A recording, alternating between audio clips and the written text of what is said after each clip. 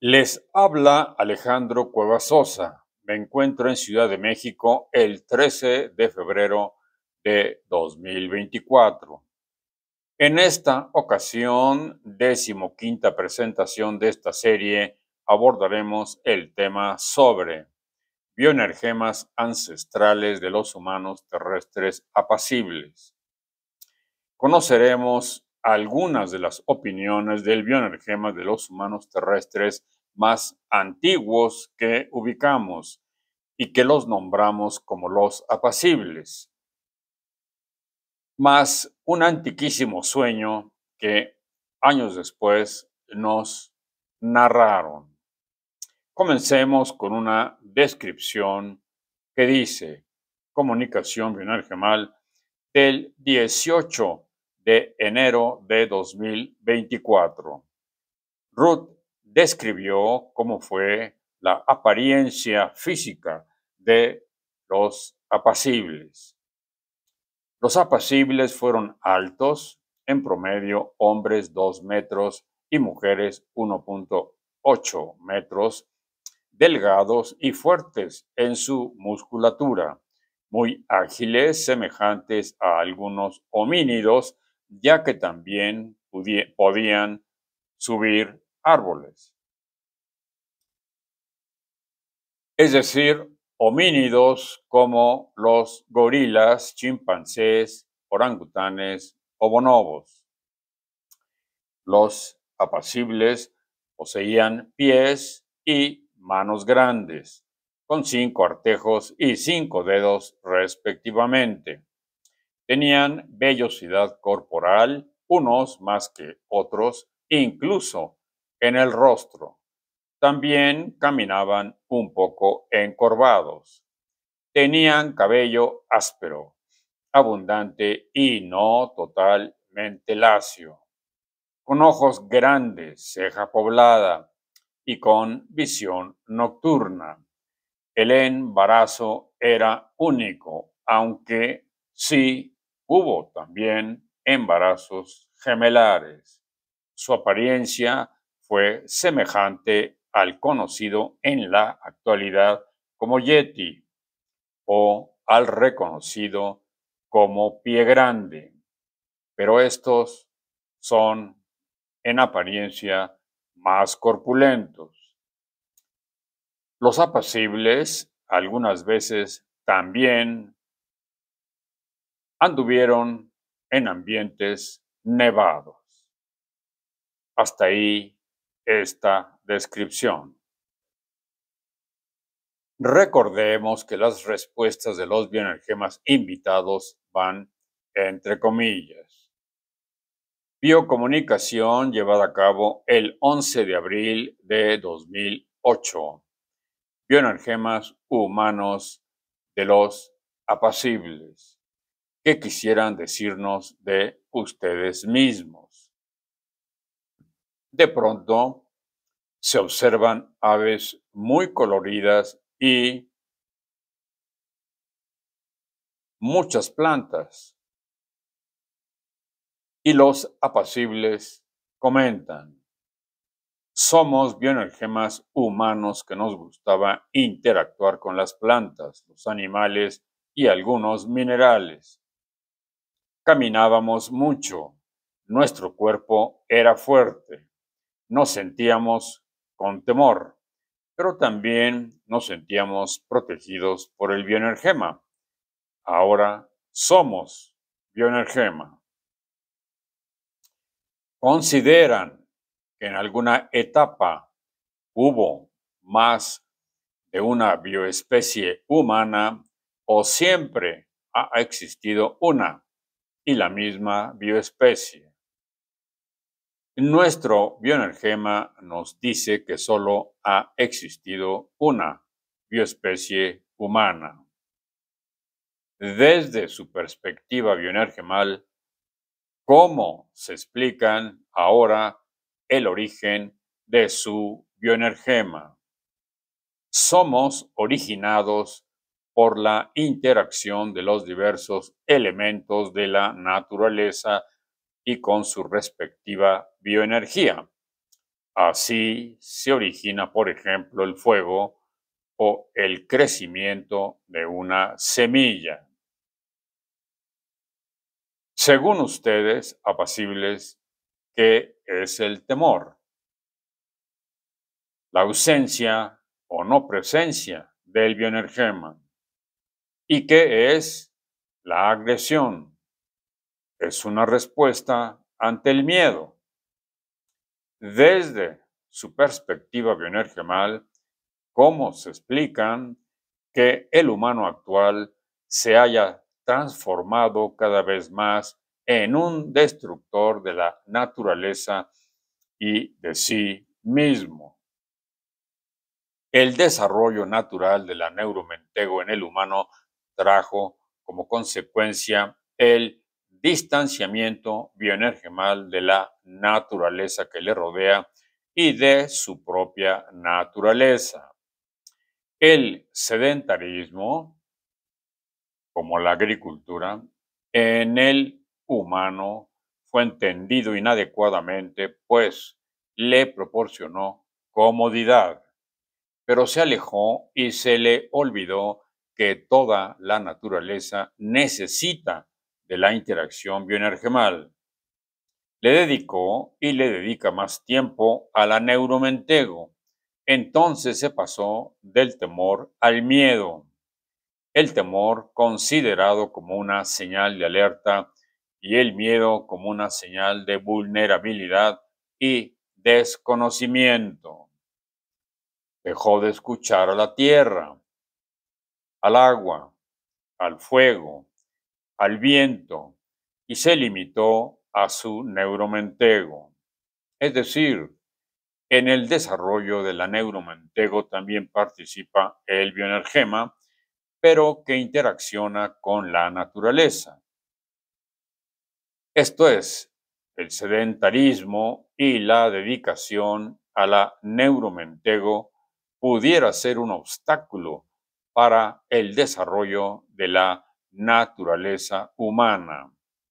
Así fue como el humano se sintió y se siente excluido de la naturaleza y comienza a destruirla por miedo y por el poder que la vulnerabilidad le hace suponer como dominio.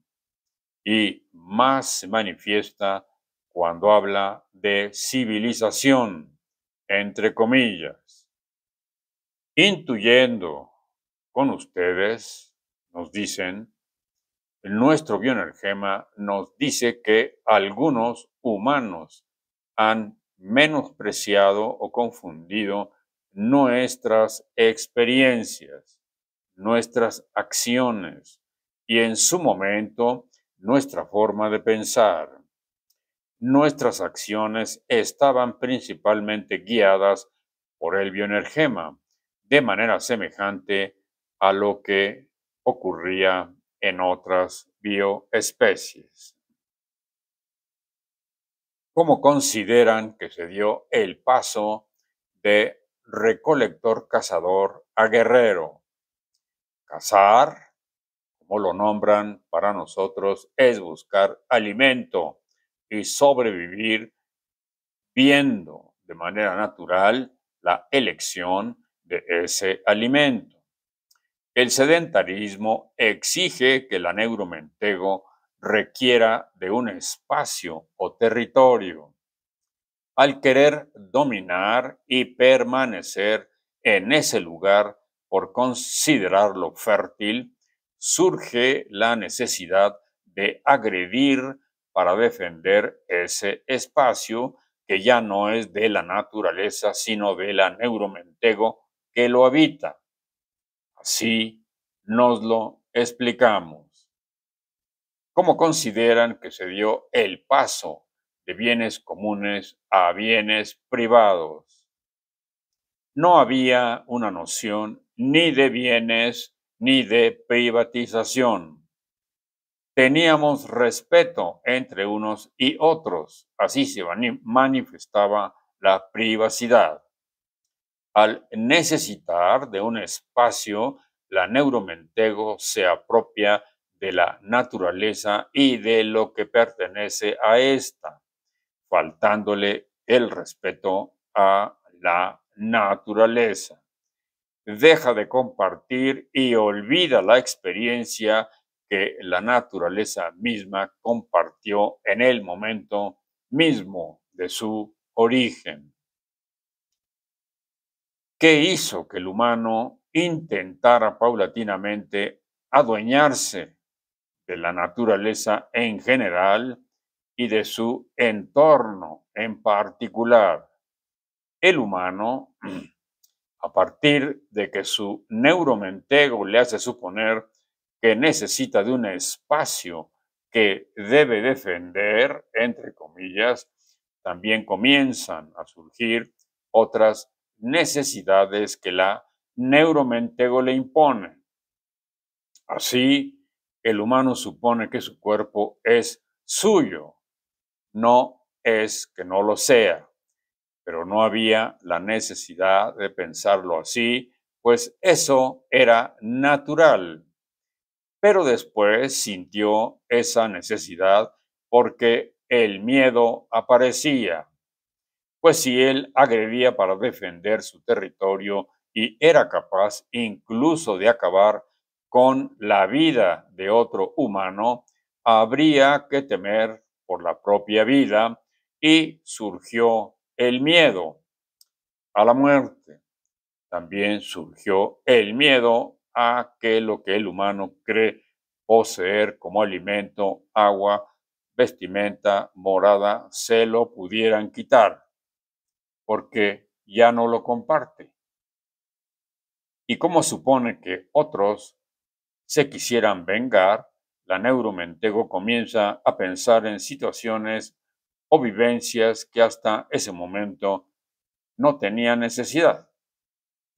También hubo humanos que compartían ese espacio y siguieron compartiendo todo lo que ellos, con esfuerzo natural, obtenían porque la naturaleza lo continuaba compartiendo.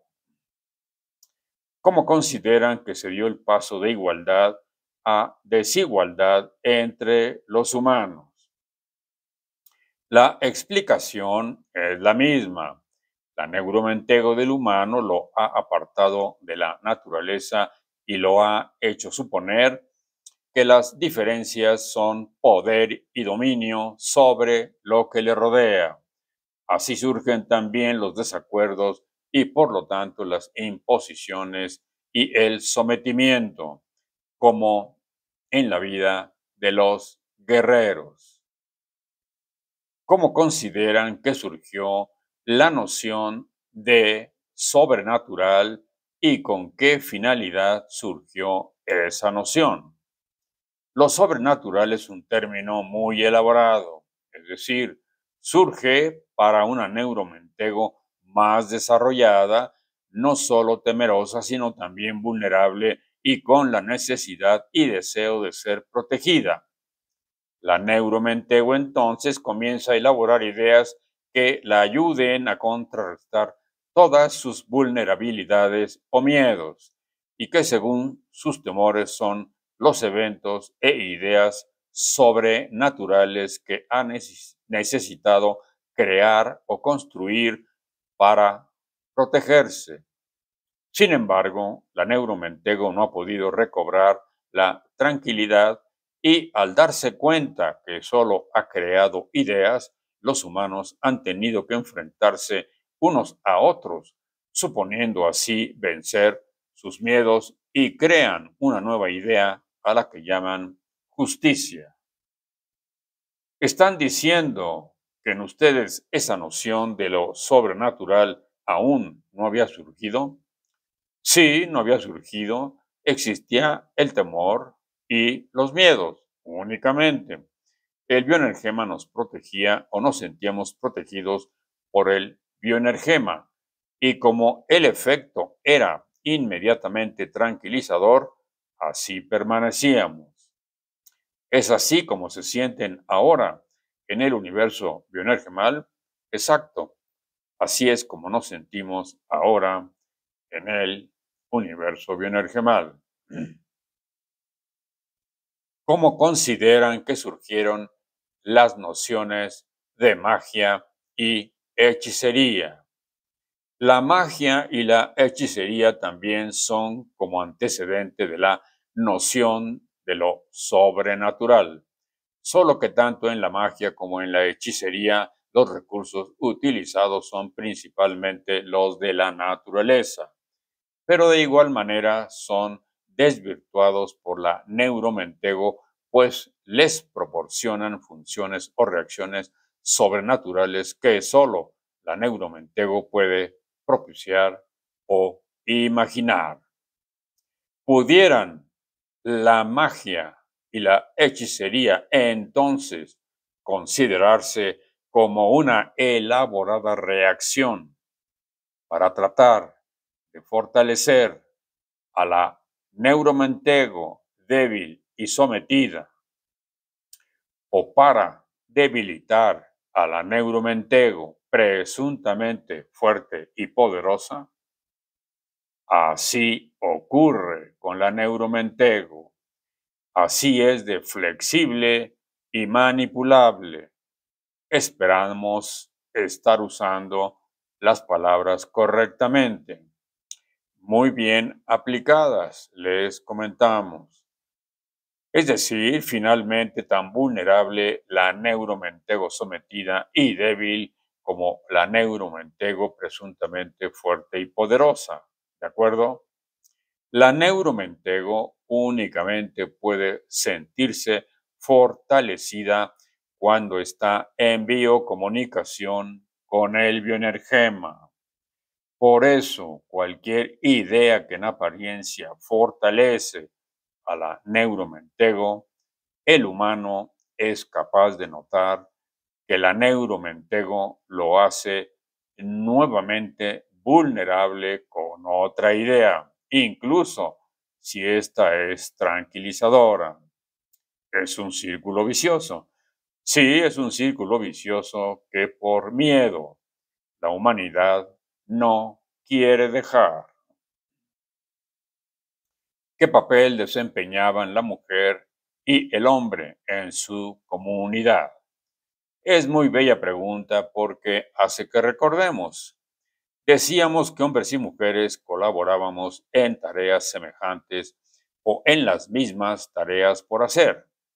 Y como casi todas las tareas las efectuábamos en grupo o, digamos, en familia, unos a otros nos apoyábamos. En efecto, los hombres acudíamos por alimento animal, pero las mujeres también lo hacían al atrapar aves y prepararlas como alimento.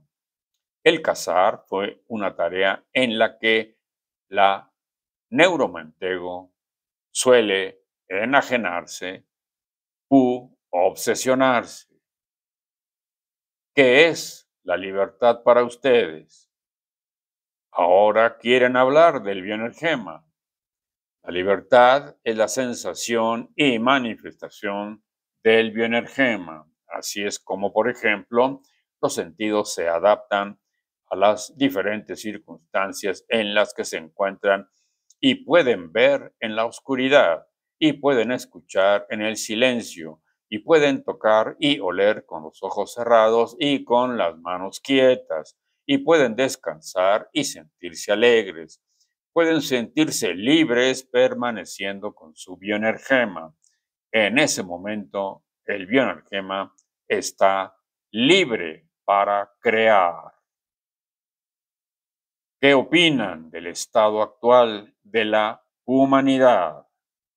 Es importante que la humanidad actual escuche a su bioenergema, pero de manera libre, permitiendo la expresión natural del bioenergema para que pueda vivir dentro de circunstancias que le hagan sentirse en familia, en sociedad y parte de la naturaleza.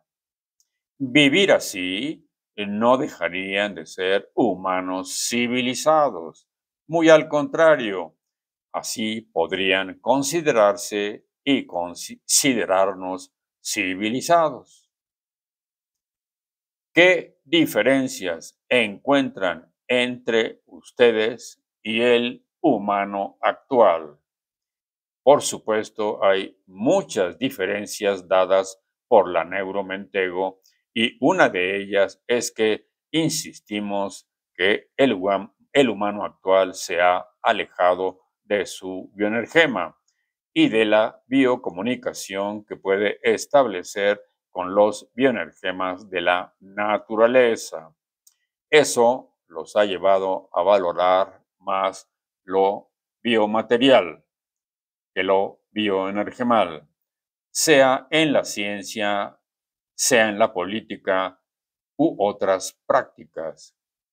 La neuromentego humana, en efecto, se ha desarrollado, sin embargo, o en contradicción, siguen pensando, entre comillas, o basándose en pensamientos ancestrales, cuando la neuromentego podría establecer otro tipo de explicaciones dadas por el bioenergema acerca de lo que le interesa saber de la naturaleza y del universo unidad. Es decir, el desarrollo y transformación de la neurometego no es congruente con el desarrollo de la tecnología y de las comunicaciones porque la neurometego sigue frenada por no acompañarse o auxiliarse de su bioenergema. ¿Qué opinan de ustedes mismos y cómo se definirían? Somos bioenergema que nos sentimos satisfechos y tranquilos, bioenergemalmente hablando, y en algún momento en el universo biomaterial tuvimos la función que como humanos tienen, por ejemplo, los hermanos mayores en una familia. Muy buen ejemplo, en efecto, son nuestros hermanos mayores, nuestros ancestros mayores, comentamos. ¿Gustan añadir algo más? Entre nosotros mismos y con ustedes nos podemos biocomunicar, en efecto, con ayuda de la neuromentego, pero principalmente por la energía bioenergemal y específicamente por el bioenergema. Los restos fósiles que ustedes han encontrado son muestra de la energía bioenergemal y del desarrollo del bioenergema, lo cual ustedes, apacibles, acaban de demostrar. Sí, es muy agradable compartir la sensación que proporciona la comunicación bioenergemal. Eso mismo ocurría con la naturaleza.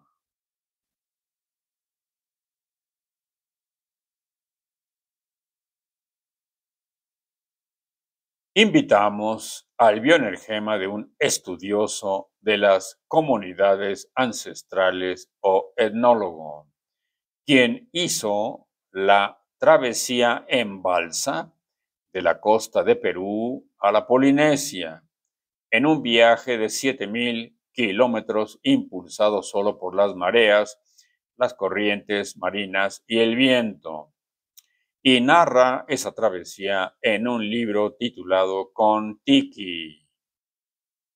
Me refiero a Thor Heyerdahl, quien comenta acerca de la comunicación bioenergemal con los ancestros apacibles. Es una lección bioenergemal o de la historia bioenergemal de la humanidad. ¿Qué tanto te inquietó, Thor? Sí, ¿qué tanto me inquietó? ¿Cómo es posible que permitamos que la neuromentego nos niegue poder escuchar la sabiduría bioenergemal que conservan bioenergemas ancestrales? ¿Cómo es posible, Thor? La neuromentego humana supone que es diferente al resto de la naturaleza y supone que esa diferencia es la inteligencia o el razonamiento. Sin embargo, su inteligencia no está suficientemente liberada para que logre reconocer auténticamente que el bioenergema es parte de toda la naturaleza unidad. El humano está equivocadamente conducido o guiado por los prejuicios de la neuromentego. En conclusión, bioexperiencia del 2 de noviembre de 2012, 4 años y medio después, con los mismos bioenergemas humanos ancestrales de los apacibles.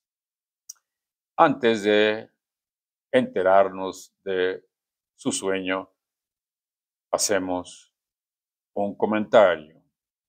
De la existencia tricompartida, entonces, la comunicación bioenergemal o biocomunicación, bioexperiencia o biodiálogo resulta ser la función bioenergemal fósil más antigua, inherente a cada biotagonista y la interacción bioenergemal fósil compartida más antigua también entre los biotagonistas del universo unidad.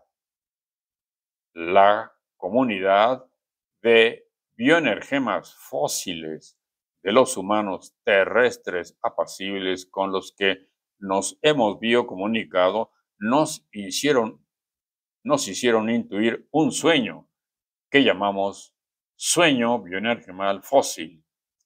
Ellos lo describieron. En alguna ocasión sucedió, recordaron, que todos tuvimos un sueño que nos alertó de una erupción volcánica. Fue muy interesante, doctor, porque usted nos podrá decir qué ocurrió. Lo que nos llamó la atención es que fuimos despertando uno a uno, como si hubiera sido parte del sueño. En el sueño sucedía lo siguiente. Comenzaba a hacer viento muy fuerte, tan fuerte que empezaba a derribar árboles. Pero incluso los más antiguos, que son más fuertes y altos. Otras bioespecies no estaban. Otras bioespecies no estaban porque ya se habían alejado. El viento les había susurrado y entonces comenzamos a despertar uno a uno. Doctor, posiblemente fue el sueño que nos hizo que prestáramos atención a nuestros sueños y que ahora lo podemos explicar de qué tan importante la comunicación bioenergemal es, porque el bioenergema del mismo volcán nos alertó junto con los bioenergemas de las otras bioespecies. Sin embargo, actuamos con calma, con tranquilidad e intuimos qué estaba ocurriendo. Las demás bioespecies nos hicieron intuir que teníamos que desplazarnos. Por cierto, que al final aplaudimos. Estábamos contentos del nacimiento de un volcán. No nos atemorizó. Es algo que nos unió. Hasta ahí el relato de los apacibles. De nuestra parte, podemos comentarles que este sueño bioenergemal fósil, por la antigüedad de las intuiciones fósiles, esa erupción volcánica y esa secuencia al despertar, sugiere que su bioenergema también les hacía saber e intuir del despertar volcánico, eruptivo, como ha sido del humano ante sí mismo, ante otras bioespecies y ante la naturaleza. Es un sueño premonitorio y muy importante para la naturaleza terrestre en general y para la humanidad terrestre en particular. Muy amables por sus comentarios y por haberse suscrito.